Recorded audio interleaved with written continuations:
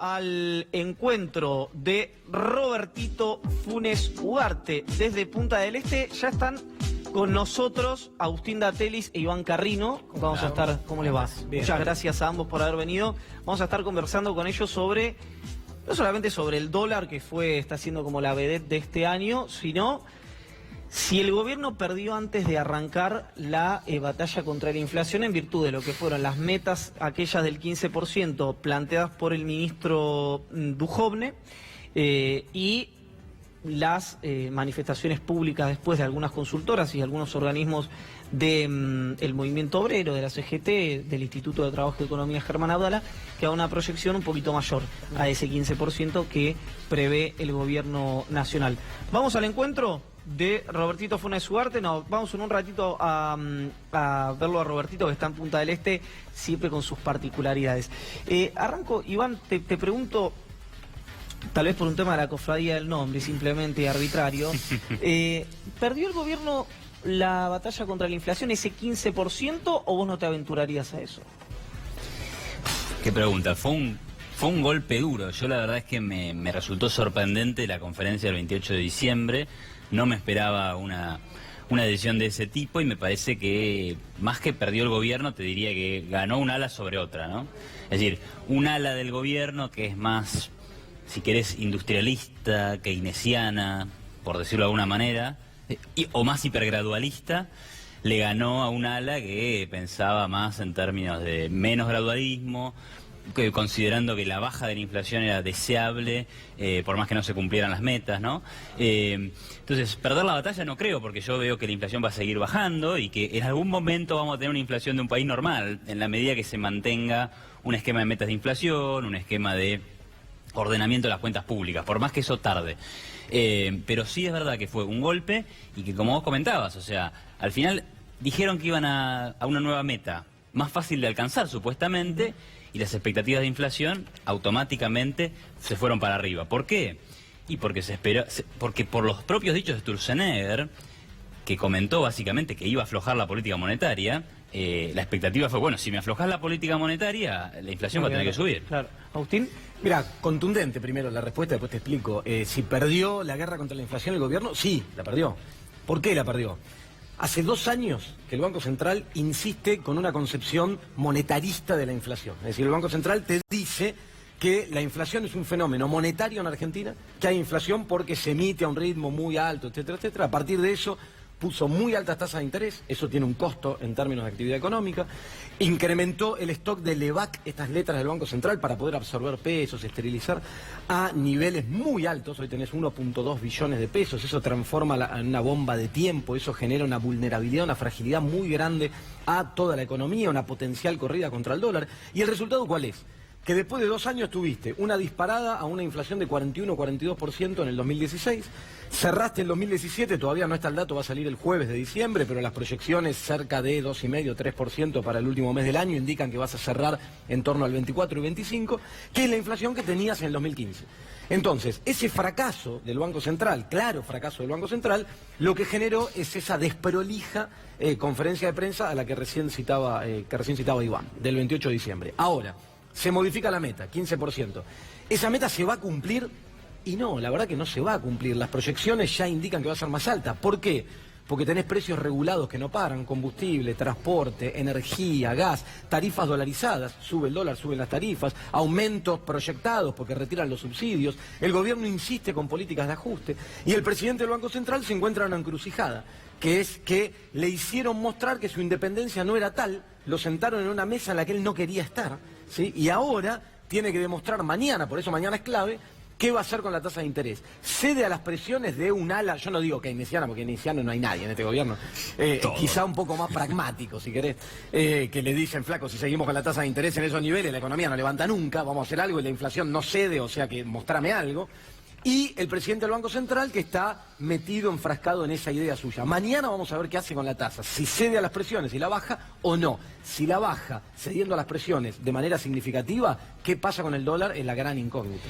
Iván, sorprendentemente para mí, por lo menos, te veía sintiendo algunas de las cuestiones que Agustín relataba, excepto a la cuestión de el keynesianismo, presunto keynesianismo de algunos de los del gabinete económico. Hoy dijo Rogelio Frigerio, que dicho sea de paso, ayer fue su cumpleaños y a Bruj lo saludó hoy, un datito que me pareció simpático, medio Pipita Higuaín, lo del secretario de Derechos Humanos, que no hay riesgo de una corrida cambiaria. ¿Vos creés que hay riesgo? Y te pregunto qué crees que va a pasar mañana con la tasa del Banco Central, si es que es atendible ese tema. Sí. Sobre lo que comentás de Agustín, igual, no sé si tuve muchas coincidencias. De hecho, yo creo que ha bajado la inflación y ha crecido la economía, esos son los datos. Entonces, la baja de la inflación no es costosa, reactiva la economía, como ha pasado entre 2016 y 2017. Ahora, ¿Bajó en relación a qué periodo? Disculpame. bueno, bajó respecto del año anterior y la economía creció respecto al anterior, porque habían disparado 42%. Por eso, no, respecto al año anterior, bajó la inflación, creció la economía. Ahora, me preguntás del dólar. Yo no creo que vaya a una corrida con el dólar. De hecho, me parece que especialmente la suba del dólar después del 28 de diciembre tiene que ver con un deseo del gobierno.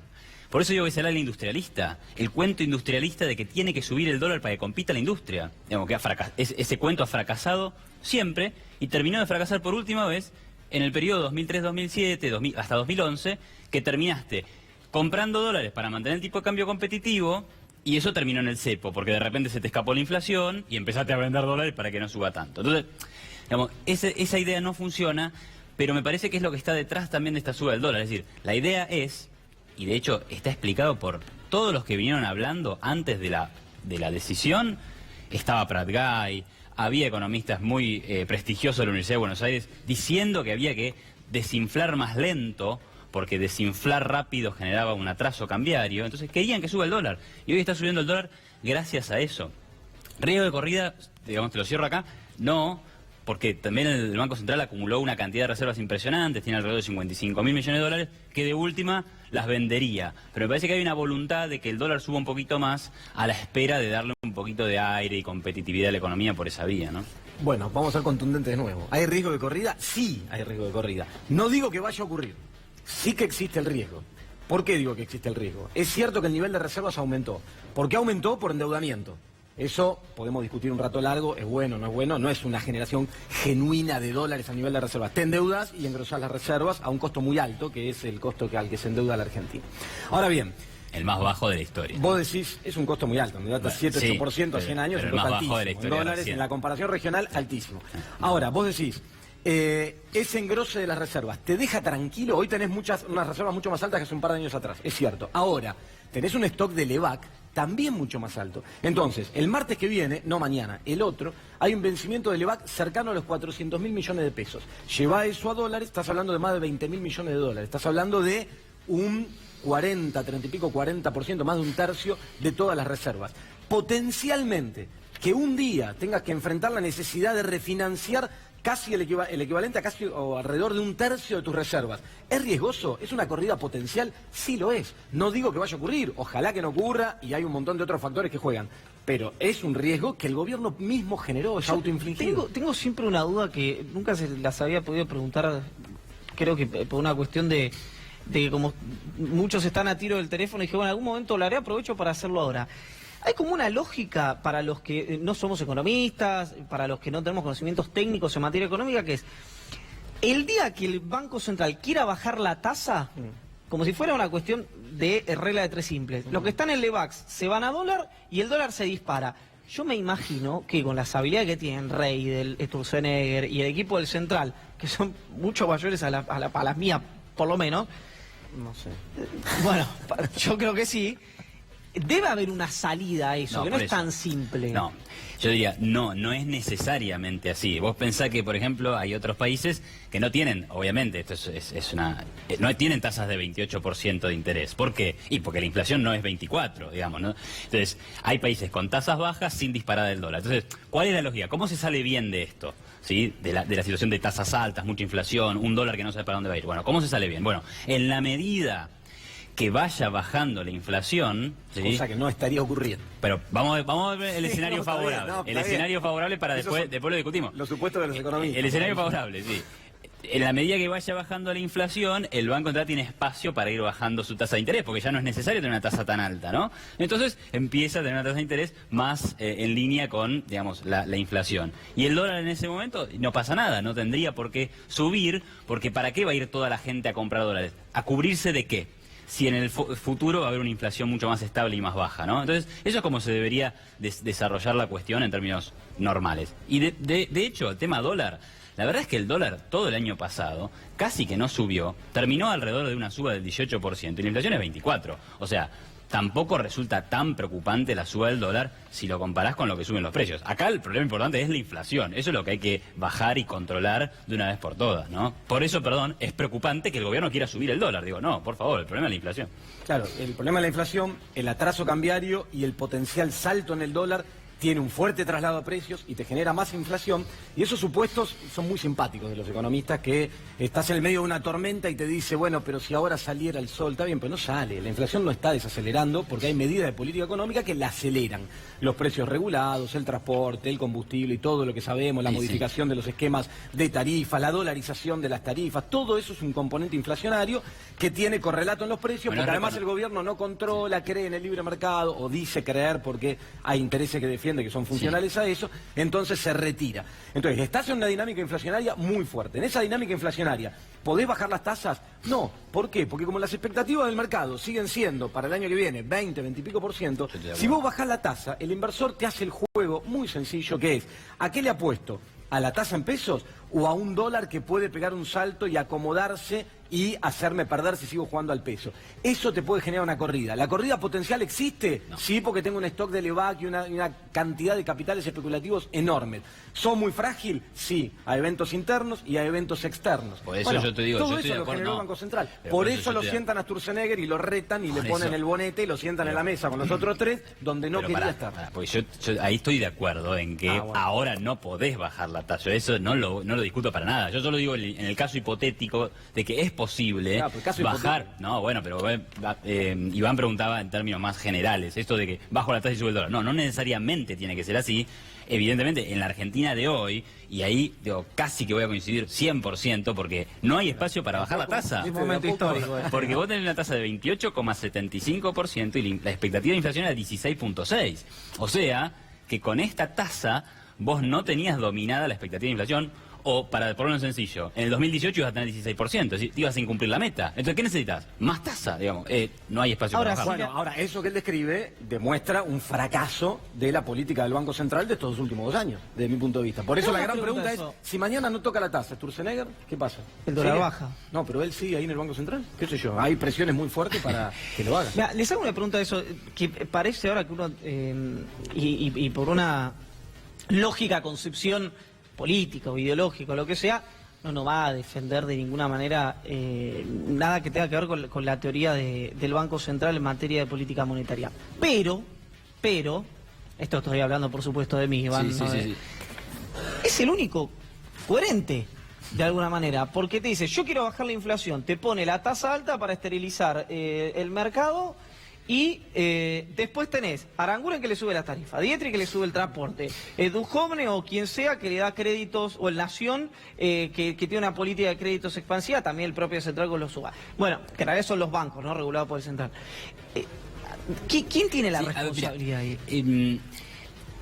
Vos, digamos, es interesante lo que decís, ¿no? Porque Argentina tiene el desafío de bajar la inflación en un contexto donde hay que reconocer la inflación. Loco, ¿qué quiero decir? Hay que reconocer que hay precios recontratrasados por culpa del populismo que tuvimos por 12 años y que casi que lleva a la quiebra del sistema energético argentino. Perdón, lo tengo que decir. No, hay que decirlo. Hagan algo para controlar la inflación. Y la salida de eso está siendo gradual. Ahora, lo que decís es interesante, pero lo de Sturzenegger no es un ultramonetarismo tampoco. Vos tenés como 4 maneras de bajar la inflación. Vos podés, digamos, por ejemplo, fijar el tipo de cambio.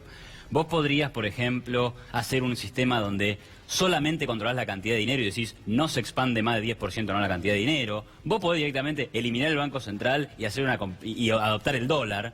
O podés adoptar el sistema de metas de inflación. Un sistema de metas de inflación que no es bueno, a ver, te tiré 4. Bueno, controlar precios, no, eso no funciona. Ninguna de esas funcionó nunca en esto. Las 4 que te menciono, especialmente la convertibilidad funciona para bajar la inflación. Todos los países con todo lo desastre que genera. Bueno, los países que han tenido tipo de cambio fijo han controlado la inflación. Y los países que tienen metas de inflación. Fracasaron todos, vamos a lo mismo. Todos controlaron la inflación. En la década del 90 dominó, se fueron cayendo la inflación bajo. Déjeme preguntar un segundo a Pedro. Ahora vuelve Cavallo, entra Cavallo al estudio y no, yo quería hacer hacer una No, pregunta, porque él dice, sí. porque muchos que nos están mirando tal vez no entienden demasiado de tasa, el VAC y todo eso. Hay mucha gente que ahora comienza el año sin un aumento de salario. Sí. O sea, ¿cómo se le hace para explicar a una persona que no se le aumentó el salario que, por ejemplo, el transporte público aumenta 60%, que los servicios aumentan 50%, 70%, 100%? ¿Cómo se le hace para explicar que viven mejor? Pedro, déjame... Yo ya te dejo, Agustín. Un minutito cada uno, un minutito cada uno. No sé bien, en 2013... el boleto colectivo mínimo en Buenos Aires salía 15 centavos de dólar. En el 2001 valía 80 centavos. O sea, una caída estrepitosa en dólares. El salario en dólares aumentó en esa época, ¿sí? Después del 2013 en adelante. Entonces, ¿qué te quiero decir? ¿Cómo le explicás? Le tenés que decir, mirá, las cosas se tienen que pagar, no son gratis. Y cuando son gratis, a la larga alguien las está pagando. Entonces... necesariamente se va a tener que pagar más del salario en términos de transporte. Pero no es la muerte de nadie, porque vinimos ganando mucho en términos de transporte. De mi salario vas a tener voy a pagar más de electricidad y todo eso. O sea, vivo peor. No sigas esa recomendación porque te vas a comer una trompada si le explicas a alguien que está mejor por esta explicación. En realidad no está mejor. No, mejor no. No está mejor, está peor. Está peor porque le pegan al bolsillo por todos lados, por la negociación de los salarios, porque le suben las tarifas. Y esto acá responde. Necesidad, la creencia de parte del gobierno de una necesidad de una política de ajuste, de retirar subsidios, etcétera, etcétera, beneficiando a grandes grupos concentrados que están atrás de eso y generan rentabilidad. Del otro lado, políticas de ajuste, digamos, también impulsadas y presionadas desde los grupos, grandes grupos financieros internacionales que están atrás del otro lado del endeudamiento. Y todo eso responde a una situación donde el que vos vas a tratar de explicar en realidad está peor. Y el gobierno tiene la intención de que los salarios reales, el poder adquisitivo de esos trabajadores, en realidad caiga a lo largo del tiempo. Porque trabaja bajo la creencia de que la economía se hace más competitiva si vos bajás los salarios. Lo que se cae es el norte, tenemos otro programa, por eso se cae el norte. Exactamente, se cae el norte. Les agradezco a ambos haber venido, gracias, Iván Carrino, Agustín Datelis. Nos vamos ahora sí, como prometíamos, al encuentro.